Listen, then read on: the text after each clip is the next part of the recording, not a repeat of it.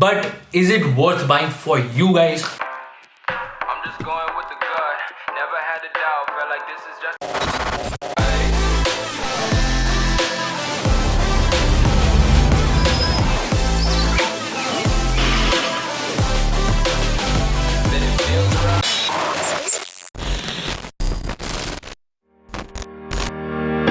Hey guys, my name is Sahil Gera and welcome back to another video. Well guys, एक छोटा सा question जो हर उस person के माइंड में आती है ये चीज who loves to style their hair is what is the main difference between a cheap hair dryer and an expensive professional hair dryer? And let me give you a very simple answer to that is it's all about the budget, it's all about the voltage. Well guys, आज की video के अंदर differentiation करने के लिए मैंने total 2 product consider करे हैं. एक तो ये फिलिप्स का बहुत ही बेसिक हेयर ड्रायर है और आई एम श्योर आप लोगों ने ये चीज देखी होगी. And the second one which is the professional hair dryer which I personally use is the Braun Satin 180 hair dryer और मैं इसको काफी टाइम से यूज कर रहा हूँ. बट ये वाला जो हेयर ड्रायर है मैंने ऑलमोस्ट 4 साल यूज किया है एंड आफ्टर दैट जो मेरे खराब हो गया था उसके बाद मैं इस पे स्विच किया because this was a more professional hair dryer. I always wanted to make professional quality content for you guys in the hair styling game.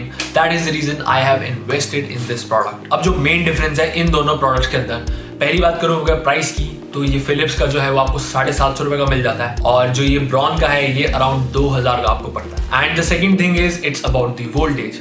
Voltage की बात करूँ तो वोल्टेज इस वाले प्रोडक्ट के अंदर आपको 1000 वोल्ट्स मिलती है और इसके अंदर आपको ऑलमोस्ट 1800 वोल्ट्स मिल जाती है. अब वोल्टेज की अगर मैं बात करूँ तो जितनी ज्यादा वोल्टेज होगी उतना प्रोडक्ट पर उसका असर अच्छा पड़ता है. अब जितनी ज्यादा वोल्टेज होगी उसका जो डायरेक्ट कॉन्टैक्ट है वो उसके एयर फ्लो के साथ, उसका एयर फ्लो कितनी तेज है और कितनी उसके अंदर हीट है वो डिपेंड करता है सारी वोल्टेज के ऊपर. अब ये जो प्रोडक्ट है ये टोटल 1000 वोल्ट्स की एनर्जी कंज्यूम करता है और जो इसकी आउटपुट होती है is okay. I am not saying that it is bad but हाँ अगर आप ये प्रोडक्ट यूज करोगे तो आपको काफी देर तक अपने बाल जो है वो ड्राई करने पड़ेंगे. बट अगर मैं इस प्रोडक्ट की बात करूं as it is of a more professional hair dryer, इसकी वोल्टेज भी 1800 है एंड इसका जो एयर फ्लो है वो बहुत तेज है एंड इसके अंदर हीट कंटेंट जो है, हीट का जो लेवल है वो भी ज्यादा है. तो आपको ऑलमोस्ट 45 सेकेंड लगता है अपने बाल जो है वो प्रॉपरली ड्राई करने के अंदर. और एक इंपॉर्टेंट पॉइंट जो इस प्रोफेशनल हेयर ड्रायर के अंदर होता है ये ऑफर करता है हमको एक कोल्ड एयर का ऑप्शन जिसमें जब आप हीट से अपने बाल जो है प्रॉपरली सेट कर लेते हो उसके बाद कोल्ड एयर यूज करके आप अपने बालों का डैमेज जो है वो कहीं ना कहीं तक थोड़ा बहुत कम कर सकते हो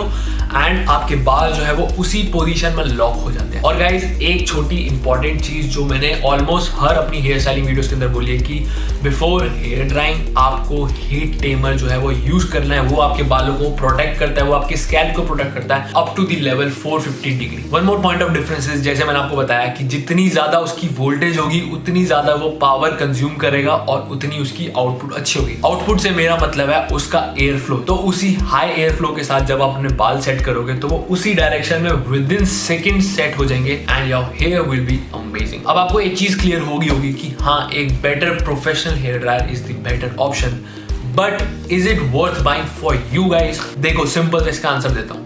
अगर आपका रेगुलर यूज है, आपको हेयर स्टाइलिंग करने में बहुत मजा आता है, आप रेगुलरली हेयर स्टाइल अपने करते हो तो मैं कहूंगा कि प्रोफेशनल हेयर ड्रायर आप खरीदो. लेकिन अगर आपका रेगुलर यूज नहीं है, आपको सिर्फ बाल अपने ड्राई करने कोई इतना ज्यादा शौक नहीं है तो मैं कहूंगा this product is the option for you. Go for this one. So guys, this was the video for today and I really hope आपको वीडियो पसंद आई हो तो इसको जल्दी से लाइक कर दो और मेरे चैनल को है वो सब्सक्राइब कर दो and I'll see you guys really soon.